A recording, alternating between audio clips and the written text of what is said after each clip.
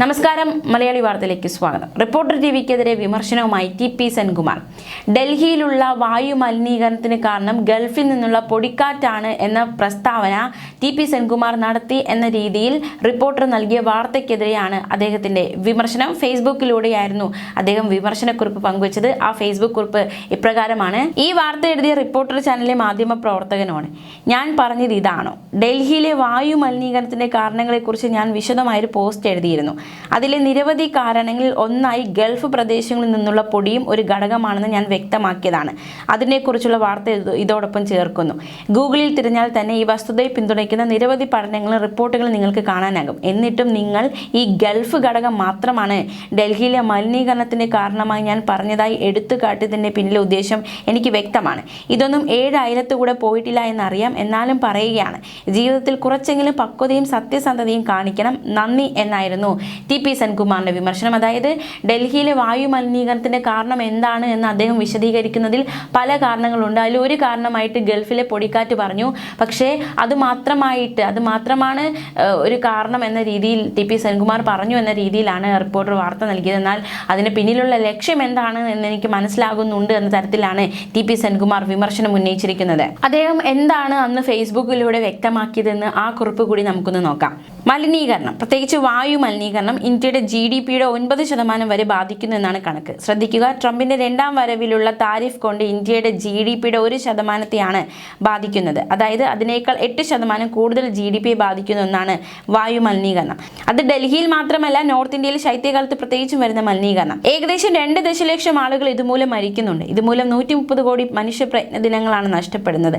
വാസ്തവത്തിൽ അടിയന്തരമായി നമ്മൾ ശ്രദ്ധ കേന്ദ്രീകരിക്കേണ്ട വിഷയമാണ് മലിനീകരണം എങ്ങനെ നിയന്ത്രിക്കാമെന്നുള്ളത്. വായു മലിനീകരണം ഡൽഹിയിൽ മാത്രമല്ല, ഉത്തരേന്ത്യയിൽ പൊതുവെയുണ്ട്. നമുക്കറിയാം, ലക്നൌവിൽ ഒരു ക്രിക്കറ്റ് മാച്ച് വെച്ചിട്ട് അവിടെ ഉണ്ടായിരുന്ന മൂടൽമഞ്ഞ് കാരണം അവിടെ മത്സരം മാറ്റിവെക്കേണ്ടി വന്നു.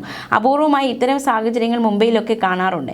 ഡൽഹിയിലൊക്കെ ഇത്രയും മലിനീകരണം ഉണ്ടാവുന്നതിൻ്റെ പ്രധാന കാരണം ഹരിയാനയിലും പഞ്ചാബിലുമൊക്കെ കത്തിക്കുന്ന വൈക്കോൽ തീവയ്പ്പാണ്.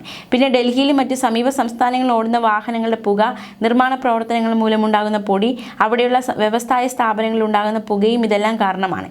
ഇനിയുള്ളത് കാലാവസ്ഥാ വ്യതിയാനം. അതുകൊണ്ട് എന്ത് സംഭവിക്കുന്നു എന്ന് വെച്ചാൽ, താഴെ തട്ടിൽ കിടക്കുന്ന പൊടിപടലങ്ങൾ ശൈത്യകാലത്ത് എങ്ങും പോകാനാകാതെ അവിടെ തന്നെ കൂടിക്കിടക്കുന്നു. അത് കാറ്റോ മഴയോ മറ്റോ ഉണ്ടെങ്കിൽ സ്ഥാനമാറ്റം വരികയോ മണ്ണിൽ ലയിച്ചു പോകുകയോ ചെയ്യും.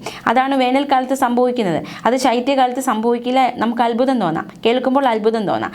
കാരണം ചിലപ്പോൾ 40% ഡൽഹിയിലെ മലിനീകരണത്തിൻ്റെ കാരണം ഗൾഫിൽ നിന്നുള്ള പൊടിക്കാറ്റാണെന്ന്. ഇറാഖ്, കുവൈറ്റ്, സൗദി അറേബ്യ എന്നീ മേഖലയിൽ നിന്നുണ്ടാകുന്ന വലിയ പൊടിക്കാറ്റുകൾ അന്തരീക്ഷത്തിൽ ഉയരത്തിൽ സഞ്ചരിച്ച് വടക്കേ ഇന്ത്യയിലെത്തുന്നു.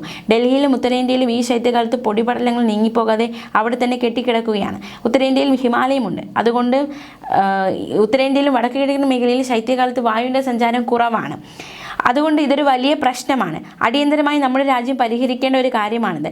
ഡൽഹിയിലൊക്കെ ഇനി മത്സരങ്ങൾ സംഘടിപ്പിച്ചാൽ അത് നടത്താൻ പറ്റില്ല. കാരണം മറ്റ് രാജ്യങ്ങൾ അത് ബഹിഷ്കരിക്കും. കാരണം ഇത്രയും വായു മലിനീകരണമുള്ള ഒരു നഗരത്തിൽ മത്സരങ്ങൾ വെച്ചാൽ ഒരു ദിവസം കൊണ്ട് തന്നെ അവരുടെ ശ്വാസകോശം പണിമുടക്കും.